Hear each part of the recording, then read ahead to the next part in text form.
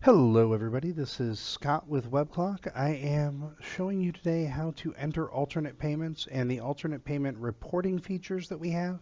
So alternate payments are anything that is not related to an employee's time.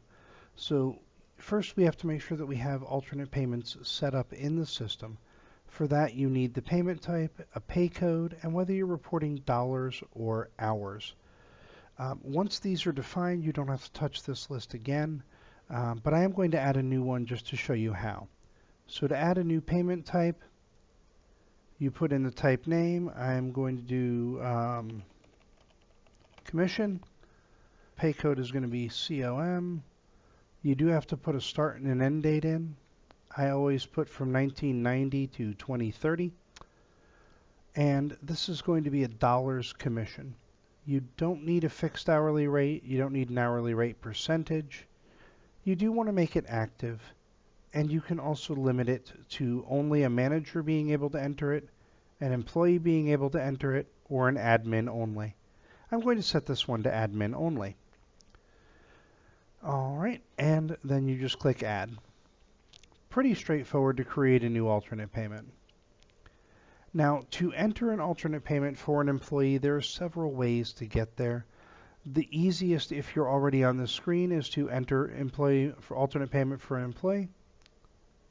Click on the pencil next to the employee that you want. I'm going to use John Puncher. And you get a grid. Now, you should always enter in the current pay period. This is the current pay period because today is the 2nd.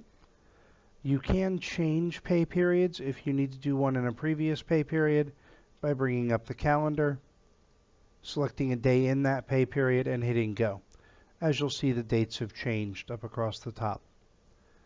So if you're using costing, you can charge it to a costing element. If you're not, that won't be there. But your payment type shows up here. And of course, I added a second commission type. You select the payment type you want. Choose the day that you're going to do the payment on. I'm going to do it today on Friday. $1,000 commission is, of course, $1,000 with the decimal point afterwards. If you're adding more commissions, let's say this employee also had a bonus, you could do save and next, and that actually goes to the next employee. So you go back to previous, obviously, and you can get back to the same employee. Now notice there's another line here. That line allows you to put in a different type of commission. So this employee was also owed retro hours, and we're going to put that in this pay period, but it was really for last pay period. So if you double click in the field, it allows you to put in a note. Payment for previous period. And this is going to be, say the employee was 15 hours short. So I'll go ahead and I'll hit save and close.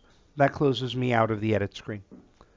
So that is how you add in an alternate payment.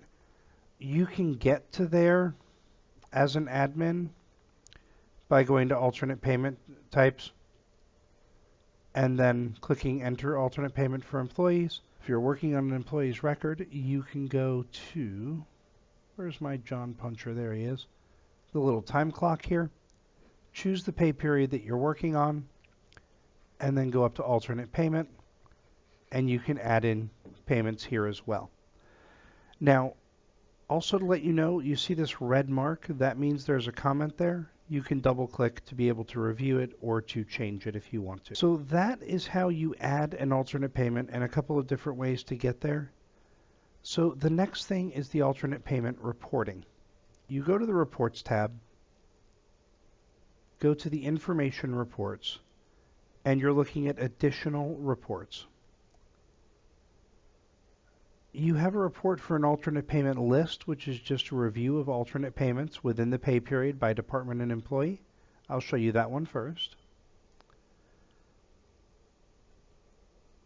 And you'll see that Afternoon John got a bonus, and Puncher John has retro hours of 15, payment for previous period, and has a bonus in here for $1,000.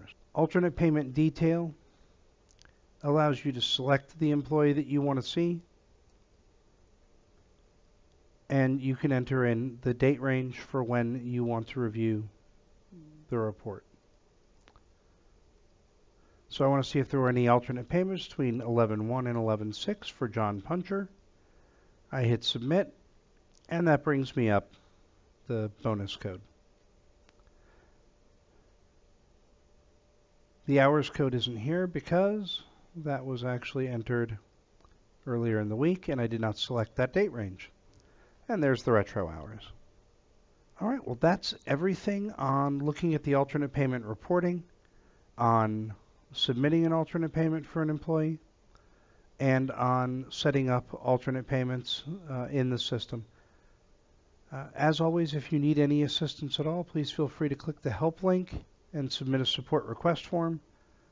You can fill out general support, how do I, whatever it is, put as much detail as you can, and your contact information so we can get back to you. Thank you for choosing WebClock, and I hope you have a wonderful day.